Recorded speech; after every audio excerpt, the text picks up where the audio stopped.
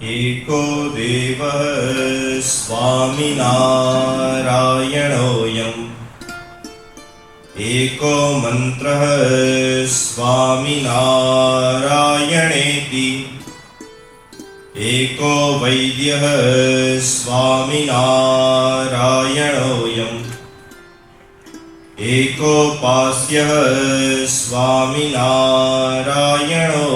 नः।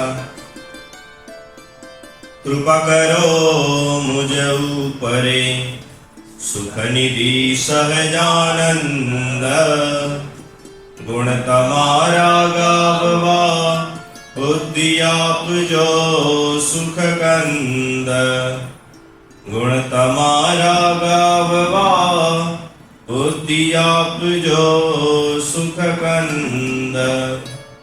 श्री स्वामिनारायण भगवाननी जय।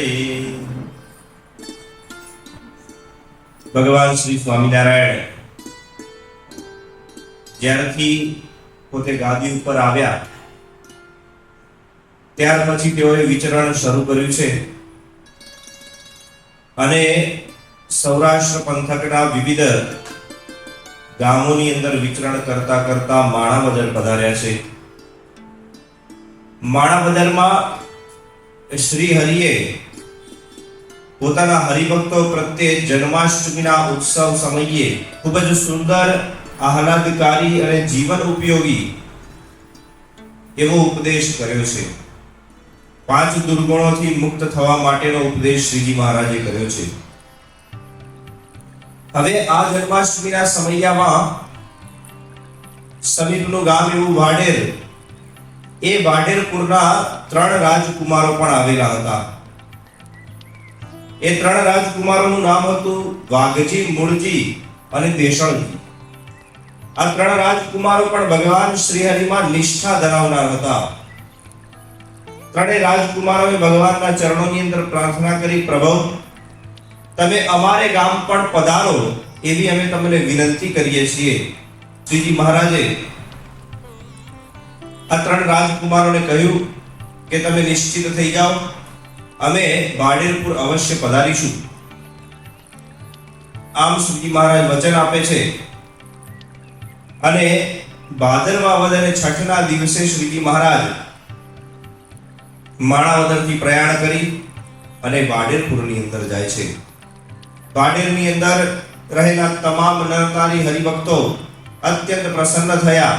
શ્રીજી મહારાજ પોતાને આંગણે આવેલા જાણી અને આરાધિત થઈ તેમની પૂજા કરે છે, સેવા કરે છે અને વિવિધ પ્રકારે ઉપચાર કરી શ્રીજી મહારાજને રાજી કરવાનો પ્રયત્ન કરે છે।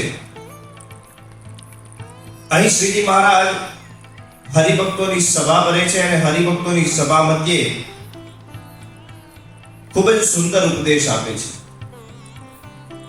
આ ઉપદેશ એવા પ્રકારનો છે કે જેના દ્વારા હરિભક્તોના મનના સંશયો મટી શકે છે। અને આ ઉપદેશનો અર્થ કેવો છે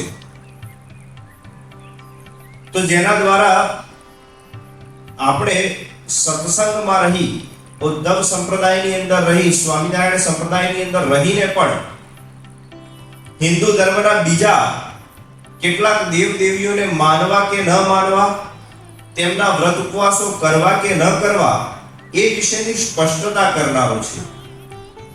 શ્રીજી મહારાજ અહીંયા સર્વપ્રથમ પોતાની વાતને શરૂ કરે છે અને હરિભક્તો પ્રત્યે કહે છે કે મારે આશ્રિત એવા જે વૈષ્ણવો, હું તમને એક સુંદર વાત કરું છું કે તમારે ક્યારે મલિન દેવ દેવીઓ એમનો આશરો ન લેવો અને એમની પૂજા પણ ન કરવી। કારણ કે શાસ્ત્રમાં લખ્યું છે અહિંસા પરમો ધર્મ, અને જે મલિન દેવ દેવીઓ છે તેમના આગળ અવશ્ય હિંસાની પ્રવૃત્તિ થતી હોય છે। માટે આ શાસ્ત્રની બહારના આ બધા કૃત્યો છે, શાસ્ત્રએ જેને અધમ ગણાવે છે, જેને પાપ ગણાવે છે, એ પ્રકારના કાર્યો છે। માટે મને જે આશ્રિત થયા છે એ તમામ ભક્તોએ અવશ્ય મનની અંદર જાણવું કે જે સ્થાનમાં હિંસા થતી હોય, જે સ્થાનમાં સુરા ઇત્યાદિનું પાન થતું હોય, જે સ્થાનની અંદર દેવ દેવીઓને આ પ્રકારે માંસ અને મદ્ય ઇત્યાદિ કે ચડાવવામાં આવતું હોય, એના દ્વારા પ્રસન્નતા પ્રાપ્ત કરવાનો પ્રયત્ન કરવામાં આવતો હોય, તો એવા સ્થાનની અંદર આપણે કોઈ દિવસ જવું નહીં. એવા પ્રકારના દેવદેવીઓનો આશરો આપણે લેવો નહીં અને એ પ્રકારના મનુષ્યોનો સંગ પણ આપણે ન કરવો. એટલું જ નહીં, એ પ્રકારના મનુષ્ય હોય અને એ પ્રકારના જો ગુરુઓ હોય તો એમની સાથે વાદ વિવાદની અંદર પણ ઉતરવું નહીં અને પોતાના સ્વધર્મની અંદર સ્થિર થઈ અને પ્રભુ ભજન કરવું. અહિંસા એ જ મોટો ધર્મ છે. માટે જે સ્થાનમાં અહિંસાની પ્રવૃત્તિ હોય એ સ્થાનની અંદર જ રહેવું. આમ શ્રીજી મહારાજ પોતાના હરિભક્તોને ઉપદેશ આપે છે. અહીંયા જે આ ત્રણ રાજકુમારો, એમાં વાઘજી, દેશળજી અને મૂળજી, આ ત્રણેયને મનની અંદર સંશય થયો.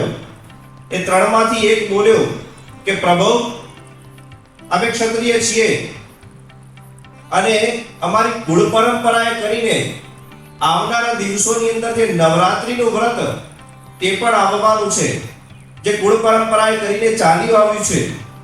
વર્ષો વર્ષ અમે અમારા પૂર્વજો એ આ બધા કરતા આવ્યા છે. તો અમે તમારા આશ્રિત થયા, તમારો તિલક ચાંદલો ગ્રહણ કર્યો, તમારી કંઠી ધારણ કરી, તો શું હવે અમારે આ વ્રત કરવું કે ન કરવું? કેવો સુંદર પ્રશ્ન કર્યો. વર્તમાન સમયની અંદર પણ જે ઘણા બધા હરિભક્તો, એમને પણ કામમાં આવનારો પ્રશ્ન છે, એમના જીવનની અંદર પણ ઉપયોગી થનાર પ્રશ્ન છે.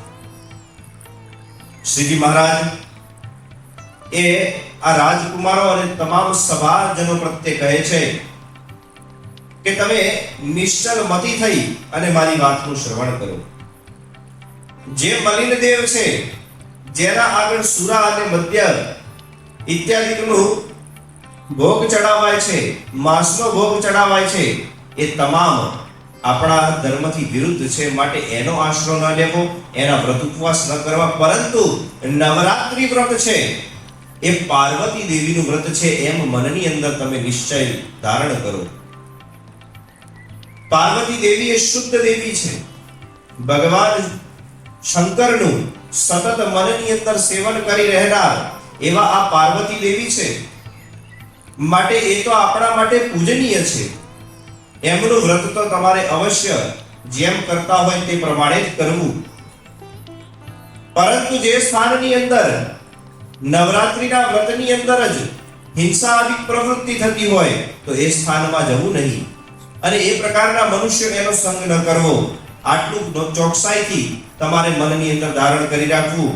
એ ઉપરાંત તો નવરાત્રી ઇત્યાદિ વ્રત થઈ શકે એમાં કોઈ શંકાને સ્થાન નથી. આ પ્રકારે શ્રીજી મહારાજે સ્વયં સ્પષ્ટ કરી બતાવ્યું કે હિન્દુ ધર્મમાં રહેલા તમામ જે વ્રત ઉપવાસો છે એને કેમ કરીને કરી શકાય અને ન કરી શકાય એની સીધી રીત બતાવી દીધી અને સ્પષ્ટ ઉપદેશ આપી દીધો કે કેવી રીતે આપણે પોતાના સ્વધર્મની અંદર રહી અને દેવતાઓના વ્રત તપ ઉપવાસ ઇત્યાદિ આપણે કરી શકીએ છીએ. આ રીતે શ્રીજી મહારાજ અહીંયા પોતે ઉપદેશ આપતા હોય છે. ત્યાં ઉપસ્થિત કેટલાક બ્રાહ્મણો એ પોતે મનની અંદર સંશય લઈ અને શ્રીજી મહારાજ સમક્ષ પ્રસ્તુત થાય છે અને કહે છે કે પ્રભુ, અમે આજીવિકા વાળા છીએ. અમારે તો દેવીઓનું અને દેવતાઓનું પૂજન કરવું એ અમારી આજીવિકા છે અને કોઈક વખતે અમે જે સ્થાનમાં પૂજન કરવા જઈએ ત્યાં આ પ્રકારના મલિન દેવનું પણ અમારે પૂજન કરવું પડે છે. તો શું કરવું? ત્યારે શ્રીજી મહારાજે એ લોકોને પણ ઉપદેશ આપ્યો કે બ્રાહ્મણો, તમારે એ પ્રકારના દેવ દેવીઓનું પૂજન માત્ર આજીવિકા પૂરતું કરવું, પરંતુ મનની અંદરથી કોઈ ભાવ લાવીને એનું પૂજન ન કરવું. માત્ર આજીવિકા ચાલે એ પૂરતું કરવું અને યજમાનનું રૂડું થાય તેમ પ્રયત્ન કરવો. પછી યજમાન ન જાણે એ રીતે પ્રાયશ્ચિત માટે ચાંદ્રાયણ વ્રત કરવું. પ્રાયશ્ચિતે કર્મ માટે આવું ચાંદ્રાયણ વ્રત કરવું એમ બ્રાહ્મણોને પણ શ્રીજી મહારાજે ઉપદેશ આપ્યો છે. અને તમામ સભાજનો પ્રત્યે શ્રીજી મહારાજ એ પણ કહે છે કે શ્રી વિષ્ણુ સહસ્ત્ર નામ અને નારાયણ કવચ આ બંને મહાન સ્તોત્ર છે. માટે એમનો પણ પાઠ કરવાથી દરેક મુમુક્ષુઓને કહેવાય કે ભગવાન થકી રક્ષાની પ્રાપ્તિ થાય છે અને એ જન ક્યારે પણ કહેવાય કે આ પૃથ્વી લોક ઉપર એ દુઃખને પામતો નથી. માટે આ પણ અવશ્ય ધારણ કરી રાખવું. આમ શ્રીજી મહારાજ વિવિધ પ્રકારનો ઉપદેશ અહીંયા વાડેરની અંદર આપે છે. થોડો સમય માટે ત્યાં રોકાયા અને અન્નકૂટનો ઉત્સવ પણ અહીંયા જ વાડેરની અંદર કર્યો છે. અન્નકૂટનો ઉત્સવ અહીંયા પૂરો થયો એટલે શ્રીજી મહારાજ ત્યાંથી આગળ મોડા નામના ગામની અંદર ગયા, ત્યાંથી આગળ અલૈયા નામના ગામમાં જાય છે અને ત્યાંથી આગળ શેખપાટની અંદર પધાર્યા. શેખપાટની અંદર આપણે સૌ જાણીએ છીએ એ પ્રકારે લાલજી સુથાર એ રહ્યા હોય છે. લાલજી સુથાર એટલે બીજું કોઈ નહીં, નિષ્કુળાનંદ સ્વામીનું પૂર્વાશ્રમનું નામ હતું. તો લાલજી સુથારે શ્રીજી મહારાજની ખૂબ સારી પેઠે સેવા કરી, એમને રાજી કરવાનો પ્રયત્ન કર્યો. ત્યાંથી આગળ શ્રીજી મહારાજ શેખપાટથી ખૂબ જ નજીક આવેલું એવું બાદરા ગામની અંદર જાય છે. બાદરાની અંદર આપણે સૌ જાણીએ છીએ મૂળજી શર્મા અર્થાત ગુણાતીતાનંદ સ્વામી એ નિવાસ કરીને રહ્યા હોય છે. એમને પણ શ્રીજી મહારાજને ખૂબ પ્રસન્ન કર્યા. ત્યાં રહી શ્રીજી મહારાજે સત અને અસત પુરુષ કેવા હોય, એના લક્ષણો કેવા હોય વગેરેનું વર્ણન એ સમાજનો પ્રત્યે કરેલું છે. આ ઉપરાંતના ત્યાં લીલા ચરિત્રો કરી શ્રીજી મહારાજ ત્યાંથી આગળ અંજાર તરફ પ્રયાણ કરે છે. કારણ કે આપણે જાણીએ છીએ કે શેખપાટ અને આ બાદરા એ બંને લગભગ દરિયાના નજીકના કહેવાય કે ક્ષેત્ર એની અંદર આવેલા છે.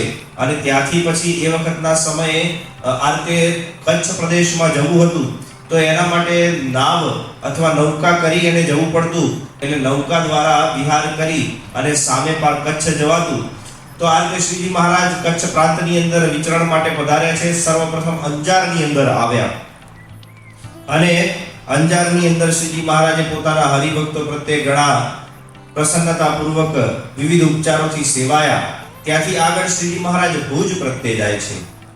ભુજની અંદર આપણે સૌ જાણીએ છીએ બહુ જ બહોળા પ્રમાણની અંદર સત્સંગ વ્યાપીને રહેલો છે. ત્યાં સુંદરજી સુથાર કે જે ત્યાંના રાજાના દિવાન હોય છે અને પોતે પાછા સુથાર એટલે એમની સુથાર જ્ઞાતિની અંદર જે વિશિષ્ટ પ્રકારની કળા અને કૌશળ એનાથી યુક્ત હોય છે. અને આવા તેજસ્વી બુદ્ધિમાન અને ભગવાનના ચરણોની સેવા કરનારા એવા સુંદરજી સુથાર ત્યાં રહ્યા છે. એ ઉપરાંત ઘણા બધા હરિભક્તો દ્વારા શ્રીજી મહારાજ ત્યાં નિત્ય સેવાઈને એ રહેલા હોય છે. અને શ્રીજી મહારાજે નિર્ધાર કર્યો કે આપણે અહીંયા મોટો સમયો કરવો એટલે 1860 ની અંદર ત્યાં શ્રીજી મહારાજ રામનવમીનો સમયો કરે છે. રામનવમીના સમયમાં બપોરે શ્રીજી મહારાજે આ રીતે રામ ભગવાનનું પૂજન અર્ચન કરી ભગવાન રામનો જન્મોત્સવ એ ઉજવેલો. અને બધા જ હરિભક્તો આ રીતે એ વખતે ભગવાનની સેવા, ભગવાનની એક પ્રકારની પૂજા એનો પણ દર્શનથી લાભો પ્રાપ્ત કરી રહેલા. હવે ત્યાં જ એક કૌતુક સર્જાય છે. જ્યારે આ રીતે બધા ક્રમશઃ એ શ્રીજી મહારાજનું પૂજન કરવા, ભગવાન શ્રી રામનું પૂજન કરવા માટે જ્યારે આવતા હોય છે ત્યારે પ્રથમ તો સુંદરજી સુતાર ઇત્યાદિ મોટેરા હરિભક્તો આવે છે. અને ત્યાર પછી તો સમસ્ત સભાજનો એ બધાને સમાધિની અવસ્થા પ્રાપ્ત થાય છે. અને સમાધિ અવસ્થામાં આ બધાને આશ્ચર્યકારી એવા ભગવાનના દર્શન થાય છે, ભગવાનના ધામના દર્શન થાય છે. સર્વપ્રથમ બધાને અક્ષરધામના દર્શન થયા. અક્ષરધામના મધ્યે અતિશય તેજસ્વી એવી મૂર્તિ એ નીલકંઠ વર્ણીની દેખાય છે. આ નીલકંઠ વર્ણી અનંત કોટી પાર્ષદોને મુક્તોથી વીંટળાયેલા છે, એમના દ્વારા સેવાને પામી રહ્યા છે. આવા દર્શન બધાને થયા. ત્યાર પછી બધાને ક્રમશઃ બીજા લોકના દર્શન થાય છે. જેમ કે ગોલોકના દર્શન થાય છે. એમાં શ્રી કૃષ્ણ ભગવાન સ્વરૂપે એ નીલકંઠ વર્ણી પોતે શ્રીહરિ પોતે રહ્યા હોય છે. આવા દર્શન થયા. ત્યાર પછી બદ્રિકાશ્રમ ધામના દર્શન થયા. એમાં નરનારાયણ સ્વરૂપે દર્શન થયા. શ્વેતદ્વીપ ધામના દર્શન થયા. એની અંદર પણ ભગવાનના સ્વરૂપના દર્શન થયા. આ રીતે ક્રમશઃ વિવિધ પ્રકારના લોકોના દર્શન થયા. અને એ લોક મધ્યે જે તે પાર્ષદોથી વીંટળાયેલા ભગવાન શ્રીહરિના સ્વરૂપના જ દર્શન થાય છે. એટલે જ્યારે સમાધિમાંથી બધા બહાર આવ્યા એટલે તત્ક્ષણ બધાએ જાણ્યું કે શ્રીજી મહારાજ એ સર્વોપરી છે. એથી ઉપરી બીજું કોઈ નથી. અક્ષરધામાધિપતિ એ અવતારના અવતારી ભગવાન પૂર્ણ પુરુષોત્તમ નારાયણ એ આપણા સમક્ષ જે ઊભા છે એ જ છે, બીજું કોઈ નથી એવો મનની અંદર નિર્ધાર કરે છે. ત્યાર પછી શ્રીજી મહારાજ બધા જ હરિભક્તોને ઘણો ઉપદેશ પણ આપે છે. અને ત્યાં રહી અને શ્રીજી મહારાજ બધાને વિવિધ પ્રકારના સેવાનો પણ લાભ આપતા હોય છે. તો આ પ્રકારે ભગવાન ભુજની અંદર નિવાસ કર્યો છે. ભુજની અંદર હરિભક્તો દ્વારા સેવાને પામી રહ્યા છે. હવે શ્રીજી મહારાજ ત્યાંથી આગળ કેવા સ્થાનોની અંદર જાય છે અને કેવા કેવા પ્રકારની લીલાઓ એનો વિસ્તાર કરતા હોય છે એ સઘળું આપણને જાણવા મળશે કથાના આગળના સત્રોની અંદર. ત્યાં સુધી તમામને જય સ્વામિનારાયણ. સ્વામિનારાયણ નારાયણ નારાયણ સ્વામિનારાયણ નારાયણ નારાયણ સ્વામિનારાયણ નારાયણ નારાયણ સ્વામિનારાયણ નારાયણ નારાયણ સ્વામિનારાયણ સ્વામિનારાયણ સ્વામિનારાયણ નારાયણ નારાયણ સહજાનંદ સ્વામી મહારાજની જય.